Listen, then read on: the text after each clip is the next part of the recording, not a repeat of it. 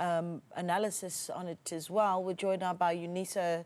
Unisa is a Thabo Mbeki School of Public and International Affairs researcher, advocate Sipho Mantula. Advocate, a good evening to you. Thank you so much for joining us.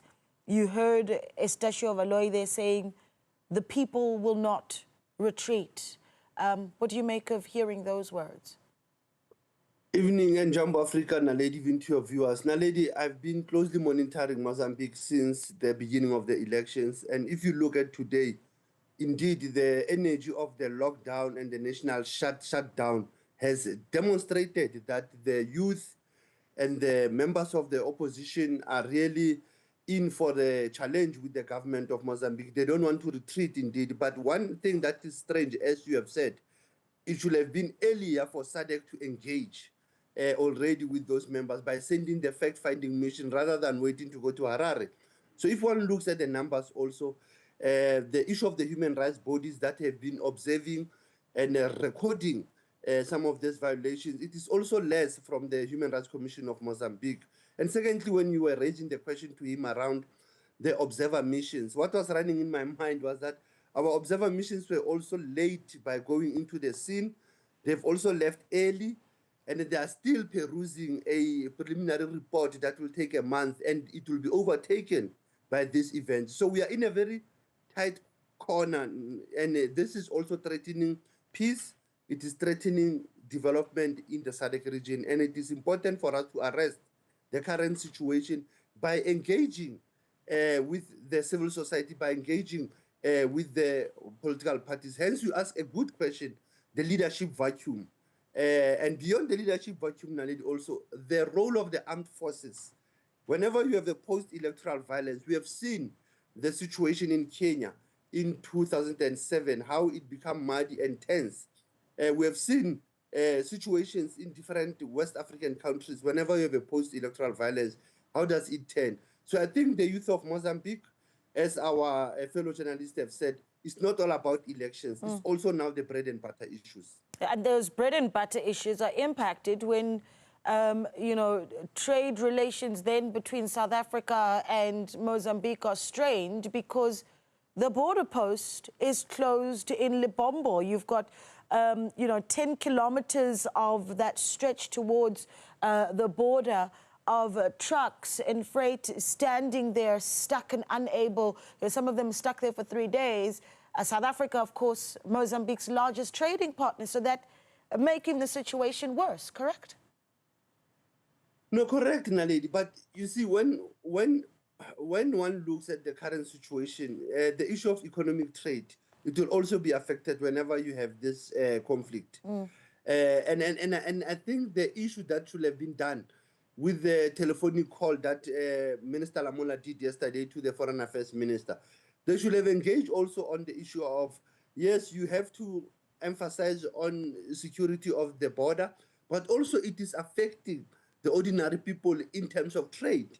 It's also affecting people to have access to the basic needs, considering that Mozambique has gone through a lot, Naledi. And I think one thing that we have been missing is that the history of Mozambique 30 years ago, since 1994, it has been having heightened electoral violence. Whenever there are elections, a contestation for power, there is always this issue that comes in of dealing with issues of economy, issues of cultural relations, social cohesion, reconciliation, because you'll end up need a transitional justice mechanism after these incidents. Because how do you reconcile as opposition and as the ruling party? Yeah, can we broaden the discussion? Because certainly if we look at the region, right, SADC, you mentioned just the stability and the development of SADC, and I immediately think about how we just saw Botswana come out of their elections wherein BDP was voted out of power after it had been in that seat for 58 years. The point has been made that the liberation movement that is Frelimo, having liberated the country such a long time ago, that the young generation of the country simply not having resonance with the Frelimo. Now, remember also, this is the same incident we had in 2008 in Zimbabwe when there was the emergence of MDC during Changarai's era. That you had also that challenge of ZANU-PF not willing to accept the outcome of the election result, and they end up going to GNU.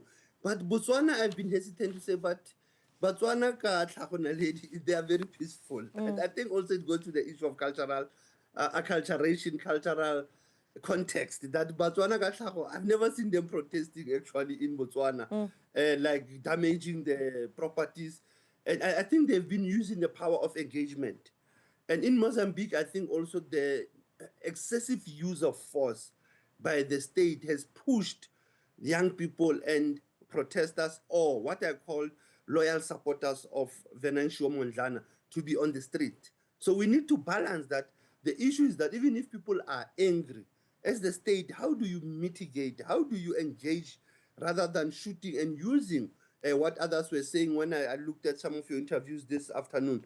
There was the question that was asked around the military spending of the government now, that we see government now unleashing live rubber bullets, live ammunition and rubber bullets, Yes. and having more access of equipment. So you ask yourself, they can't handle Cabo Delgado, but when there is protest, they can handle their own citizens. It is very sad,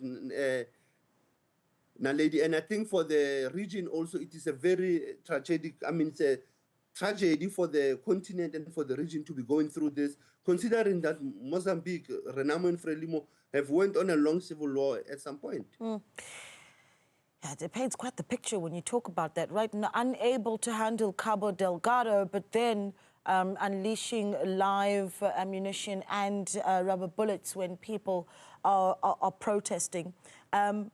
The South African response at the moment, and I keep saying this, so for those that are wanting to travel, officials saying South Africans do not travel to Mozambique at this time. The Libombo border post has been closed. But what is the responsibility of South Africa in handling the situation in Mozambique? What is it that we need to be holding our leaders accountable for? Now, remember that as immediate neighbors, we have the duty to protect. We have the responsibility to can protect even our own citizens who are in those colonial borders. I will just call them colonial borders for now. But what is our responsibility also is within the SADC mandate of the Troika, that organ on peace, security, and politics. And I think one of the errors that we did, Naledi, is to pull out as a SADC mission in Mozambique just before elections. And hence you find the Rwandese are saying, but we are not engaging.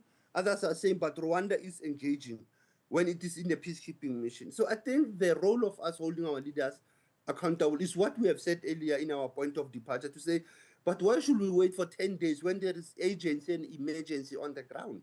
Why should we wait for Mnangagwa and Samia Sulu from Tanzania to meet in Harare when there's actually the dead bodies on the street and there are people being jailed? So I think our leaders, they like traveling. If it was maybe BRICS in Russia, they would have rushed there rather than concentrating on the issues that affects our own people.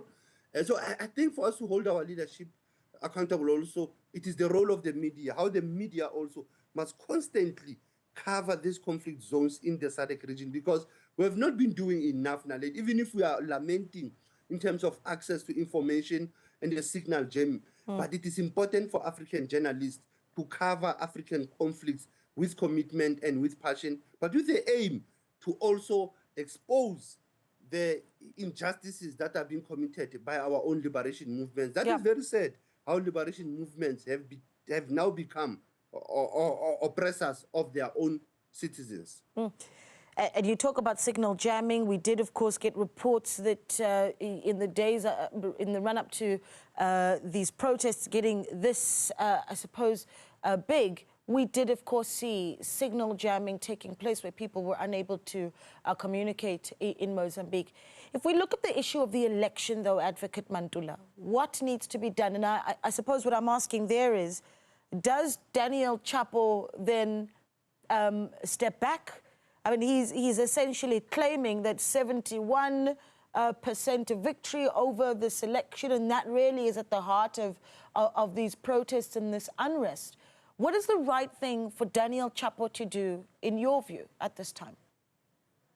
Now, lady, for me, is that remember that we are in an electoral dispute resolution stage. As the earlier journalist was saying, that there is no confidence and trust on the courts. But at this moment, I think Frelimo is saying, let's await the electoral court system or the constitutional court council to either verify or validate this election or nullify them. Remember that when you have an electoral tribunal or an electoral court, you have to allow that process. And I think that's the patience that has run out of the opposition. But for Frelimo, is for him to wait for the constitutional council to either validate the election results or nullify them. But also, David Chapo, you'll recall, before the elections, he came to Swan, he came to meet President Ramaphosa. I don't know why does he not do that mega telephonic engagement with the SADC leaders, also saying, how do we engage on this issue urgently? Send a fact-finding mission, send mediators. The issue of sending Joachim Chisano earlier was that Joachim Chisano is also a former president and is a former member of Frelimo. So it is quite difficult in terms of impartiality, even if he's an elder. But when I look today, I checked, our citizens have lost confidence in the regional economic body, SADC, and I don't know why. After so many years, SADC was a frontline state. It has lost what I call currency. It has lost traction with its own citizens. And maybe it's because the SADC has been the heads of state a bloc. It has never considered the civil society option.